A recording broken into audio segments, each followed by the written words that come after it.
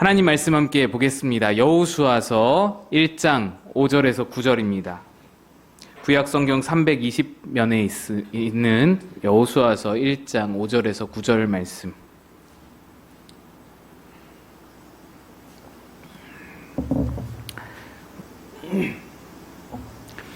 교독하여 읽겠습니다.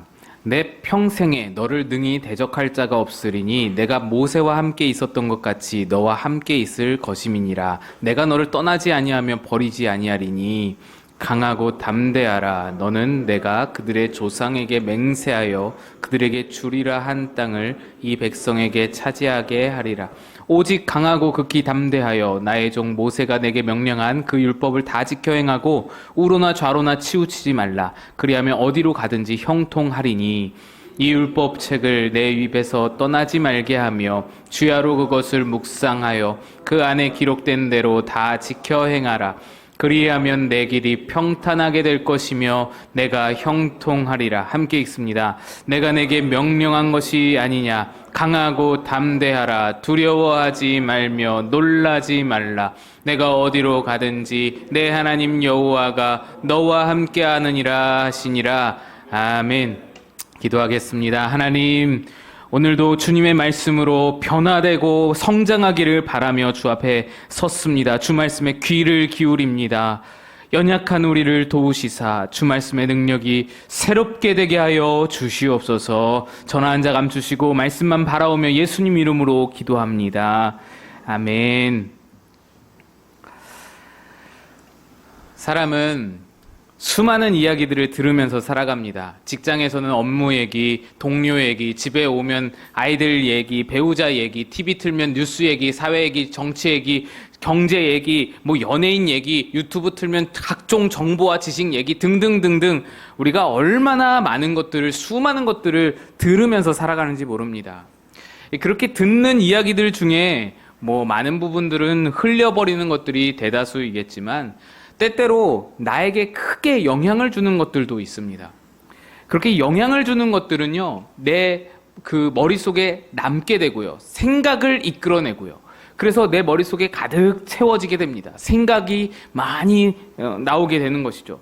예를 들어서 누군가 나를 비난하는 얘기를 들으면, 누군가가 저한테 이 바보야 라고 했다고 하면, 그러면 그 말을 처음에는 그냥 들리는 대로 들렸을지 모르겠지만 그날 밤에 어떻습니까? 그 말이 생각이 나잖아요. 문득 생각이 나면서 왜 그랬지? 그 말을 곱씹고 또 곱씹고 또 왜 그런 말이 나왔는지 분석하게 되고, 그 사람이 그래 평소부터 처음부터 나를 좀 무시했었어 이런 생각도 들고, 이때까지 나에게 대했던 모든 것들이 하나하나 떠오르면서 왜 바보가 나왔는지 그런 생각들을 분석하면서 떠올리지 않습니까? 원인을 찾기도 하고, 그 사람이 원래 좀 그 성격이 있는지 그런 것도 생각하고, 생각이 꼬리에 꼬리를 물면서 발전하고 화가 나고 잠이 안 오고 속상하고 그런 현상이 발생하게 됩니다. 이렇게 듣는 것과 생각하는 것이 우리 삶에 지대한 영향을 주다 보니 뭘 들으며 살아가는지, 뭘 듣고서 그 들은 것을 어떻게 생각하는지가 굉장히 중요한 문제가 됩니다. 우리 삶에 막강한 영향을 준다라는 겁니다. 그 중에서 들은 것을 계속 생각하는 그것을 성경적인 언어로 우리는 묵상이라고 합니다. 그러니까 묵상의 대상은 성경만이 아닙니다. 이 모든 것들도, 사람의 말들도, 정치 뉴스도, 경제 소식도, 유튜브도 다 묵상의 대상이 될 수 있습니다. 예전에는 우리 한국교회 초대교회 시절, 선교사님들이 복음을 전했던 그 시절에는 우리 선조들은, 믿음의 선조들은 들을 게 없었습니다. 세상에 들리는 게 별거 없었습니다. 교회에 오면은 영향력 있는 소식을 듣잖아요. 영향력 있는 말을 듣잖아요. 그러다 보니까 교회에 힘이 있었습니다.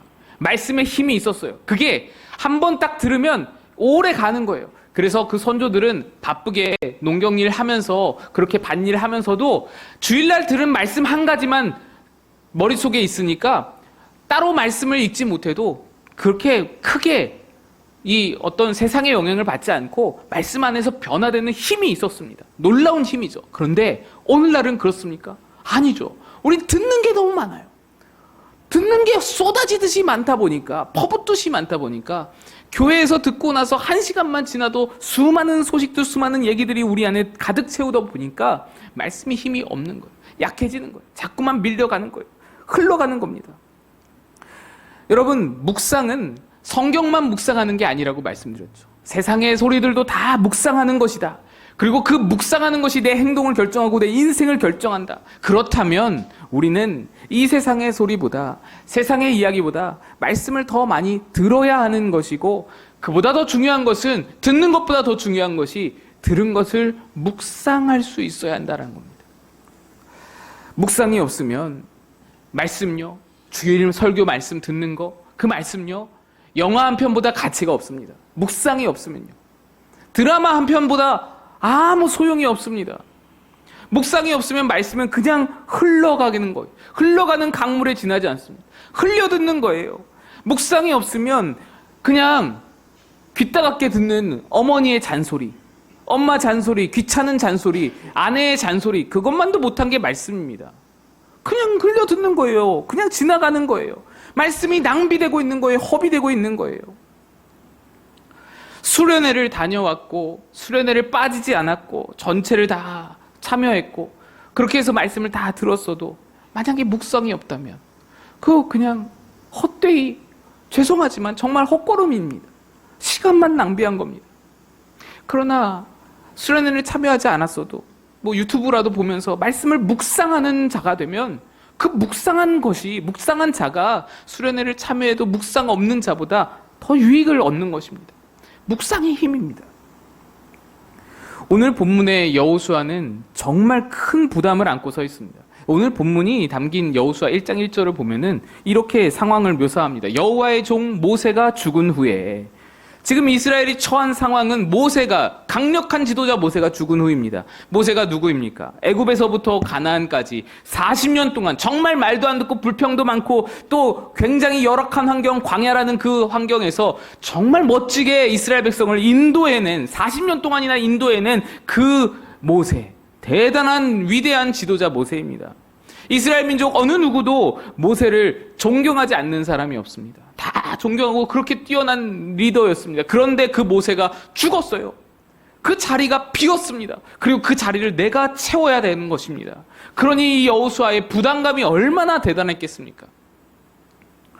여러분, 이것을 좀 체감해보기 위해서 예를 좀 들어보면, 야구 잘 아시죠? 한국 시리즈 7차전입니다. 7차전은 무슨 말이죠? 3대3으로 시리즈 스코어가 3대3 동률이라는 겁니다. 그런데 한국 시리즈 7차전에 9회 말 투아웃이에요. 한 해 농사를 결정짓는 귀중한 순간이 아웃카운트 하나에 몰려 있습니다. 그런데 3대0으로 쫓기고 있어요. 3대0으로 지고 있어요. 9회 말 투아웃. 주자가 만루. 4번 타자가 타석에 들어서서는 힘껏 쳤습니다. 쳐가지고 공이 떠 가는데 홈런이 되지 못하고 아깝게 담장 앞에 딱 맞으면서 열심히 주자들이 달려가지고 3루 주자, 2루 주자, 1루 주자 다 들어왔어요. 주자 1소를 한 겁니다. 그래가지고 3대3 동점. 거기다가 3루 타 쳐가지고 4번 타자가 3루에 들어갔어요. 관중들이 난리가 났습니다. 막 폭죽이 터지고 한성이 막 장난이 아니고요. 3대0으로 9회 동안 끌려가다가 3대3 동점이 돼서 이제 역전을 앞두고 있으니 얼마나 신나고 기뻐요. 한 해 농사가 여기서 결정되는 거예요. 한 해 야구가 여기서 결정되는 거예요. 그 상황에서 다음 타자가 바로 당신이다, 바로 여러분이다 생각해 보세요. 오줌 마렵지 않겠어요? 얼마나 떨리겠어요? 모든 관중들의 시선이 나한테 집중돼서 기대하면서 하나만 쳐주세요. 하나만 똑딱 쳐주면은 들어오면 이기는 거예요. 오늘 여호수아의 부담감은 이런 것보다 훨씬 더 큰 것이었습니다. 너무 훌륭한 모세, 너무 업적이 많아요. 너무 성취한 것이 많습니다. 하나님께도 인정받고 백성들에게도 존경받고 홍해를 갈랐죠. 만나와 메추리를 내렸죠. 반석에서 물을 나게 했죠. 시내산에서 하나님을 배웠고 율법을 받았죠. 또 그 율법을 받고 내려왔더니 얼굴에서 광채가 나네요. 수건으로 가려야 할 정도로 눈이 부셔서. 그런 사람이 이 지도자가 모세였습니다. 근데 그가 없어요. 그가 죽었어요. 그리고 그 자리가 비어 있어요. 거기를 내가 서야 하는 겁니다. 이제 수많은 이스라엘 백성들을 이끌고 전쟁도 해야 되고요. 땅을 차지해야 되는 놀라운 그 어려운 일들 앞에 여호수아가 서 있는 겁니다. 부담이 안 될 수가 없는 상황인 거예요. 여호수아는 그래서 극한의 두려움에 떨고 있었습니다. 어떻게 그걸 알 수 있냐면요. 오늘 말씀을 통해서 알 수 있는데요. 하나님이 여호수아 앞에 여러 가지로 말씀을 하시는데 5절 보시면 평생 너를 대적할 자가 없으리다. 모세와 함께함 같이 너와 함께하리라. 너를 절대로 떠나지 않고 너를 버리지 않겠다. 6절에 강하고 담대하라. 7절에 오직 강하고 극히 담대하라. 어디로 가든지 형통하리라. 8절에 내 길이 평탄하게 될 것이라 내가 형통하리라. 9절에 내가 내게 명령한 것이 아니냐. 강하고 담대하라. 두려워하지 말고 놀라지 말라. 내가 어디로 가든지 내 하나님 여호와가 너와 함께하느니라. 여러분, 강하고 담대하라를 몇 번을 말하는지, 형통하리라를 몇 번을 말하는지, 두려워 말라 놀라지 말라를 몇 번을 말하는지 비슷한 내용의 격려와 응원의 말씀을 10번을 반복합니다. 10번을. 여러분, 하나님이 이렇게 한 사람을 향하여서 반복적으로 계속해서 겉면의 말씀을 하시는 일이 별로 없어요. 이 여호수아가 얼마나 두려움에 떨고 있는지를 우리가 짐작할 수 있는 겁니다. 게다가 같은 말을 계속해서 반복하신다는 뜻은 하나님이 아무리 반복하여 말씀하셔도 지금 여호수아에게 이게 잘 와닿지가 않는다는 거예요. 여호수아가 변화가 없는 거예요. 계속 두려워하고 떨고 있는 거예요. 그러니까 하나님이 계속 말씀하시죠. 계속. 우리들도 그렇잖아요. 큰일을 당했을 때 누가 뭔 말을 해도 위로가 안 되는 순간이 있지 않습니까? 와닿지가 않을 때가 있지 않습니까? 여호수아 그런 그런 상태인 거예요. 한마디로 멘붕입니다. 멘탈이 붕괴되고 마음이 완전히 무너져서 아무것도 들리지도 않고 생각도 안 나고 그렇게 벌벌 떨고 있는 그런 상태인 겁니다. 그런데 놀라운 것은 이 뒤에 이어지는 말씀 10절 11절에서 여호수아가 완전히 달라진 모습을 보이는 겁니다. 11절 한번 읽어보겠습니다. 진중에 두루 다니며 그 백성에게 명령하여 이르기를. 여호수아가 명령하는 거예요. 양식을 준비하라. 사흘 안에 너희가 이 요단을 건너 너희 하나님 여호와께서 너희에게 주사 차지하게 하시는 땅을 차지하기 위하여 들어갈 것임이라. 전쟁을 준비하라는 거예요. 사흘 만에 준비해놔라. 우리가 사흘 안에 쳐들어갈 것이다.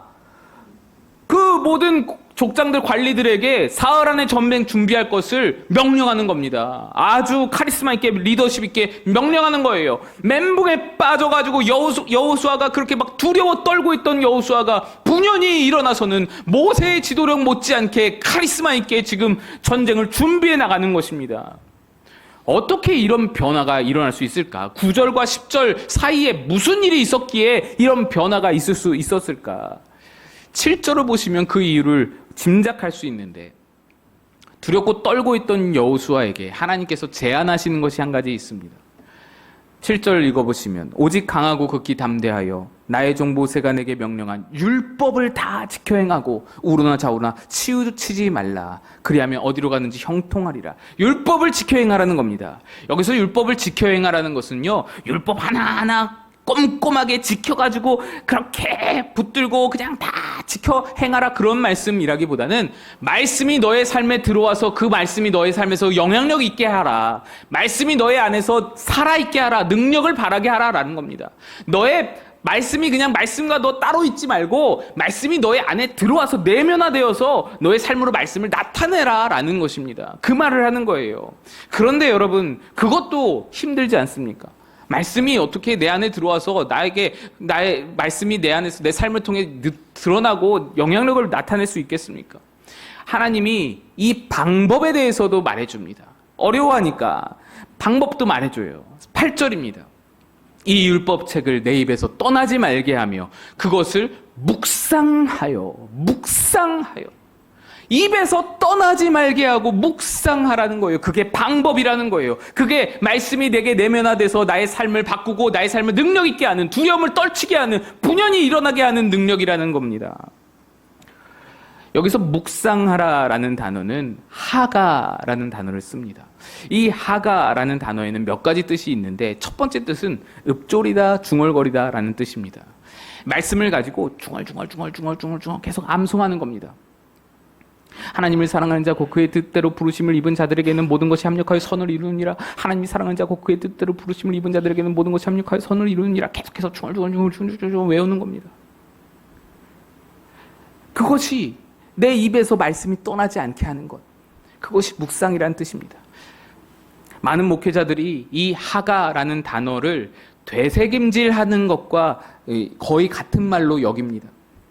여러분, 되새김질이라는 것이 뭔지 아시죠? 하나님이 이스라엘 백성들에게 음식 정결법을 주실 때 되새김질하면서 굽이 갈라진 것, 그 두 가지 조건을 주셔서 그것만 먹으라라고 말씀했습니다. 대표적인 동물이 소와 양이죠. 근데 소와 양은 그래서 되새김질하기 때문에 위장이 4개입니다.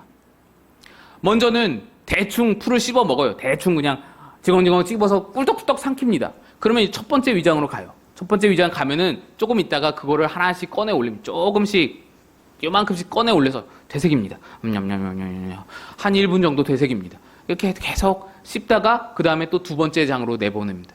두 번째 위장으로 가서는 또 있다가 시간 지나면 또 다시 끌어올리고 다시 씹고 세 번째로 옮기고 세 번째에서 또 끌어올려서 또 씹고 네 번째로 옮겨서 이제 완전히 소화가 되는 겁니다. 그래서 한 번 식사를 한 것이 완전히 소화가 되려면 3일이 걸린답니다. 그리고 이렇게 해서 소가 이거 음식을 섭취하기 때문에 정말 영양분을 하나도 남김없이 다 흡수한다는 거예요. 여러분 생각해 보세요. 소가요, 힘이 얼마나 큽니까? 얼마나 대단합니까? 황소가 힘이 대단하잖아요. 장사도 못 이기잖아요. 그런데 고기 한 점 먹지를 않습니다. 그 힘을 유지하는 거예요. 풀만 먹어서. 어떻게? 되새김질하니까. 양분을 하나도 남김없이 다 흡수하는 거예요. 풀조가리 지푸라기 먹어서 어떻게 힘을 쓰냐? 다 빠짐없이 그거를 흡수하다 보니까 힘이 나는 거예요. 힘이 생기는 겁니다. 강력한 힘이 발하여지는 것입니다. 여러분, 묵상이 없을 때에는 하나님이 강하고 담대하라, 내가 너와 함께하리라, 놀라운 말씀이잖아요. 얼마나 축복의 위대한 말씀입니까? 아무리 그렇게 말씀을 주어셔도 묵상이 없으면, 되새김질이 없으면 그냥 흘러가는 거예요. 그냥 식도를 통해서, 위장을 통해서 그냥 장으로, 대변으로 그냥 나가는 거예요. 빠져나가는 거예요. 아무 영향력이 없어요. 그러면은 섭취되는 게 없는 겁니다. 소화되는 게 없고 흡수되는 게 아무것도 없는 겁니다. 우리는 그 말씀, 그 귀중한 말씀을 들을 때 생각날 때마다 되새겨가지고 하가 중얼중얼거리며 읊조리며 되새기고 또 되새기고, 그러할 때에 그 말씀에 담긴 하나님의 메시지가 내게 실제하는 능력이 되고, 내게 양분이 되고, 내게 내면화되고, 내게 흡수되어서 어느새 그 말씀이 내게 능력이 되는 거예요. 두려움이 떠나고 하나님이 내게 말씀하신 대로 진짜로 하나님이 나와 함께하는 게 느껴지고요. 그것이 실제가 되는 거예요. 그냥 떠드는 말씀이 아니라 내게 실제로 느껴지는 거예요. 연약하던 내가 강하여지게 되는 것입니다. 이것이 묵상의 힘입니다. 말씀 묵상이 우리를 변화시키고 우리를 자라게 하는 것입니다. 단지 두려움만 떨쳐주는 것이 아닙니다. 묵상이 양식이 되어서 우리 영혼을 자라게 하기 때문에 삶에서 닥쳐오는 모든 여러 가지 문제들, 그 묵상의 힘으로 이겨낼 수 있게 되고 극복하게 됩니다. 문제의 상황, 말씀 묵상이 문제의 상황을 바꿔내진 못해요. 내게 다가오는 고난, 역경, 힘든 일들 묵상한다고 그게 바뀌어내진 않습니다. 하나님이 기적을 일으켜서 막 나한테 형통한 길만 주시지는 않습니다. 그러나 문제를 이길 힘이, 내면의 힘이 내게 생기는 거예요. 소와 같이 강력한 근육이 우리 가운데, 영적 근육이 생기는 겁니다. 그래서 이겨낼 수 있는 거예요. 튼튼해지는 거예요. 강대해지는 것입니다. 삶에서 닥쳐오는 고난의 문제, 관계의 문제, 시험과 상처의 문제, 영적 탈진의 문제, 모든 문제들을 대처하는 방식에 있어서 성숙해지는 겁니다. 고린도전서 13장의 11절을 함께 읽겠습니다. 같이 읽습니다. 시작. 내가 어렸을 때에는 말하는 것이 어린아이와 같고 깨닫는 것이 어린아이와 같고 생각하는 것이 어린아이와 같다가 장성한 사람이 되어서는 어린아이의 일을 버렸노라. 그렇습니다. 자라나지 않는 상태에서는 말하면 말하는 것마다 어린아이의 말인 거예요. 매번 비난과 공격뿐이고 깎아내리는 말뿐이고 험담뿐이고 상처 주는 말뿐이고, 말하는 것마다 어린아이의 말인 거예요. 깨닫는 것마다 어린아이의 깨달음이에요. 뭐든지 그냥 온통 세상적인 것만 깨닫고 돈을 어떻게 버는지, 뭐 집을 어떻게 사는지 모든 세상적인 것만 있고 선한 것이라고는 하나도 없는 깨달음이 가득하고 생각하는 것도 다 죄악뿐이고 탐욕뿐이고 그러다가 그렇게 어린아이의 말을 하고 어린아이의 생각을 하고 어린아이의 깨달음을 가지고서 살다가 어떻습니까? 조금만 문제가 오면은 어린아이 특성을 보이는 거예요. 조금만 어려움이 찾아오면 휘청 해가지고 금방 두려움에 사로잡혀서 쩔쩔매고 안절부절 어떻게 할지 모르는 어린아이, 그것이 바로 묵상이 없는 자, 말씀을 아무리 들어도 그냥 다 배출해버리는 자, 흘려듣는 자의 특징인 것입니다. 말씀 묵상이 있어야 말씀이 내게 내면화되고 내 양식이 되고 나를 건강하게 하고 튼튼하게 하고 황소 같은 힘을 발하게 하는 것입니다. 묵상이 없으면 아무리 많은 말씀을 들었어도 헛되게 듣는 거예요. 다 흘려보내는 거예요. 사람은 말씀드렸다시피 성경 말씀 아니더라도 주일 설교 말씀 아니더라도 뭐라도 다 묵상하고 삽니다. 우리 다 묵상하는 자입니다. 세상 사람도 다 묵상하는 자입니다. 그런데 말씀을 제외한 다른 모든 묵상들은 어떤가요? 다른 모든 묵상들은 디모데전서에서 이렇게 말씀합니다. 그 묵상을 망령되었다라고 말합니다. 망령되고 허탄한 신화를 버리고 경건에 이르도록 내 자신을 연단하라. 이 말씀에서 망령이라는 말은요, 영어 성경에 의하면은 갓리스입니다. 갓리스. 갓은 하나님이죠. 리스가 뭡니까? 결여된, 결핍된, 없는 이런 뜻이잖아요. 하나님이 없다는 겁니다. 그러니까 우리가 묵상하는 모든 것들, 정치, 경제, 사회, 문화 모든 영역에 대한 묵상에 하나님이 포함되어 있지만 않으면 그게 다 망령이라는 거예요. 그게 다 망령된 거라는 겁니다. 반면에 경건이라는 단어는 영어 성경으로 이것 또한 재밌습니다. 가들리입니다. 가들리. 하나님께 어울리는 것, 하나님께 가까운 것, 그런 것을 말하는 거예요. 그러니까 망령, 곧 하나님이 없는 묵상을 버리고 하나님께 어울리는 수준으로 나아가기 위해서 자기를 연단하라. 새로운 묵상을 가지라. 망령된 묵상을 버리고 하나님의 말씀에 대한 묵상을 가지라 라는 말씀인 것이죠. 그래야 거룩하게 하나님 앞에 수준에 맞는 삶을, 가들리 하는 삶을 살아갈 수 있다는 겁니다. 물론 우리가 24시간 다른 생각 하나도 안 하고 말씀만 생각할 수는 없습니다. 그걸 말씀드린 게 아니에요. 아무것도 생각하지 말고 말씀만 달달달달달 외우면서 살아라는 것 절대로 아닙니다. 하지만 그러지 않아도 말씀을 묵상할 시간이 한 시간도 없다. 이것 또한 거짓말이죠. 나 말씀 묵상할 시간이 없어. 이거 거짓말 아닙니까? 물리적인 시간을 24시간 꽉 채워서 말씀만 묵상하라는 것 아닙니다. 우리 삶에 말씀에 대한 묵상이 우선적으로 있어야 된다는 거예요.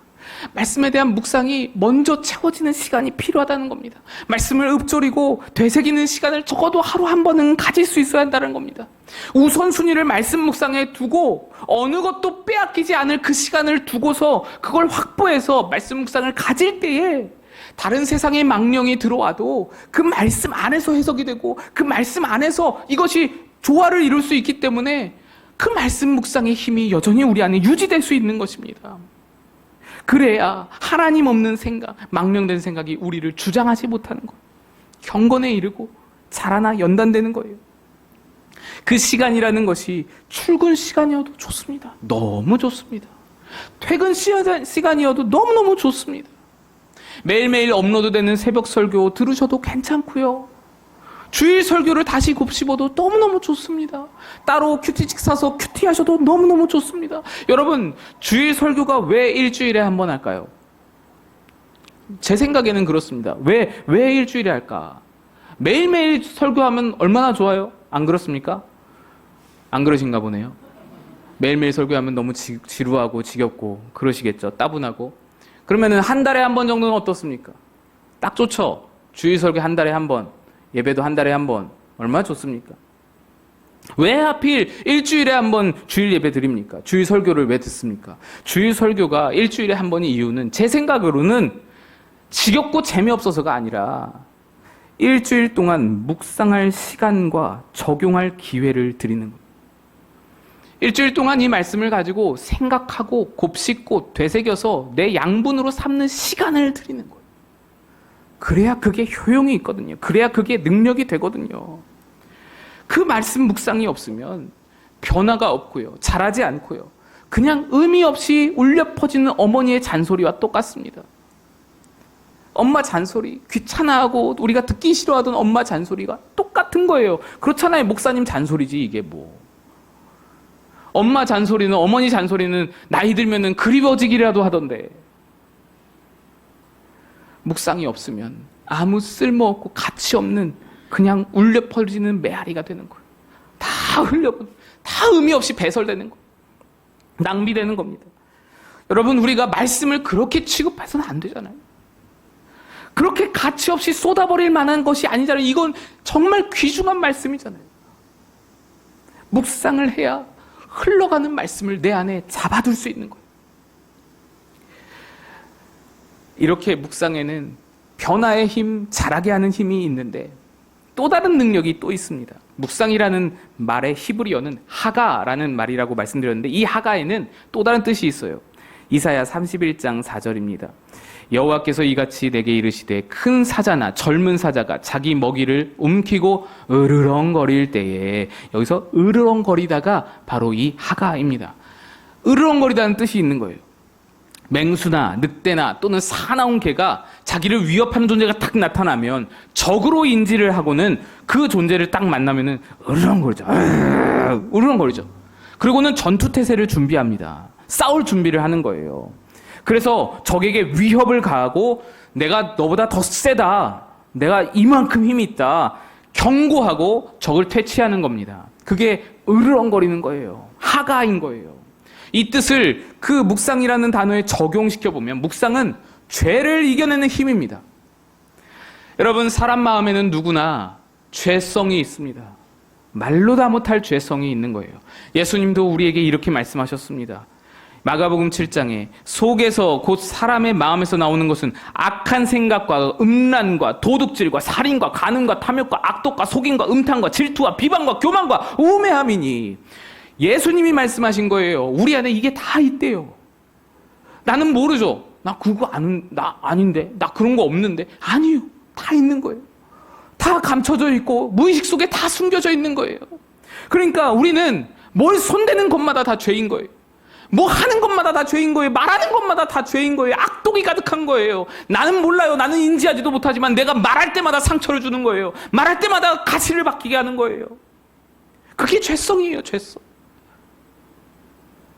행하는 것마다, 말하는 것마다 다 그럴진데 우리 뭘 할 수 있겠습니까? 그러나 여러분, 디모데전서에 또 이렇게 말씀하십니다. 디모데전서 4장에 하나님의 말씀과 기도로 거룩하여짐이라.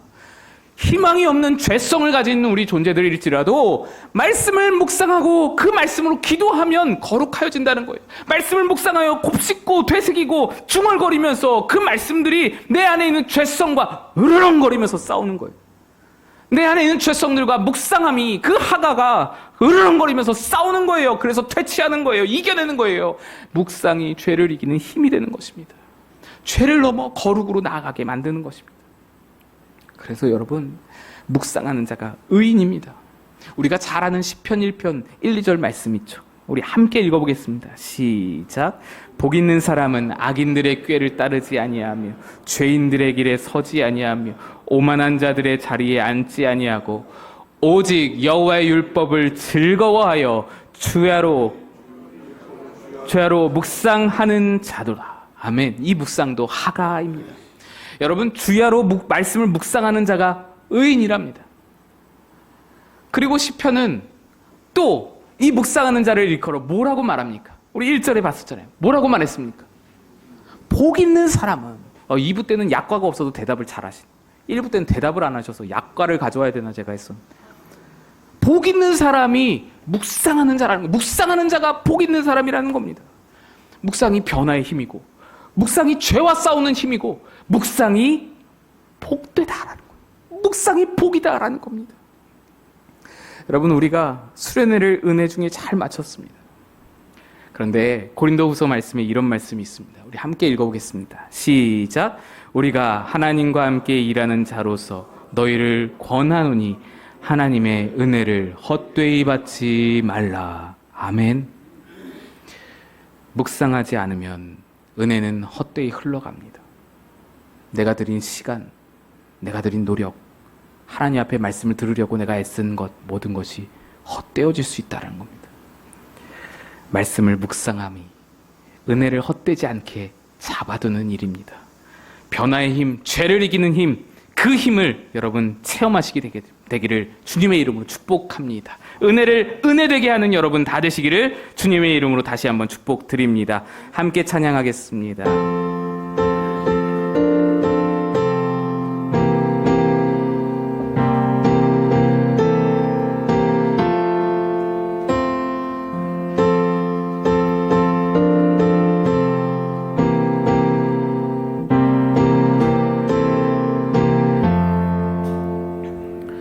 달고 묘한 그 말씀, 생명의 말씀은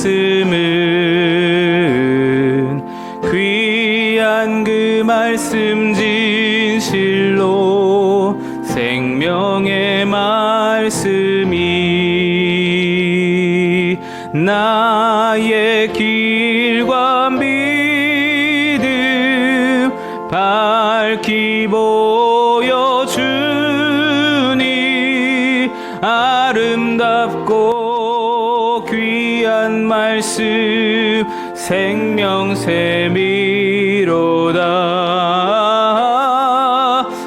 아름답고 귀한 말씀 생명샘이로다. 귀한 주님의 말씀은 내 노래 되도다.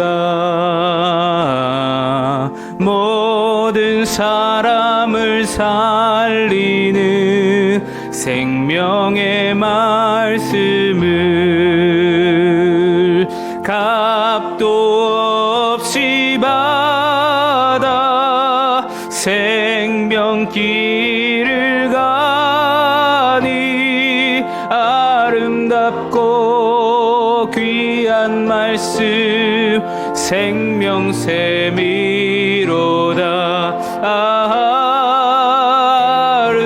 아름답고 귀한 말씀 생명샘이로다. 널리 울리어 퍼지는 생명의 말씀은 마음의 용서와 평안을 골고루 주나니 다만 예수 말씀 듣고 복을 받네. 아름답고 귀한 말씀 생명샘이로다.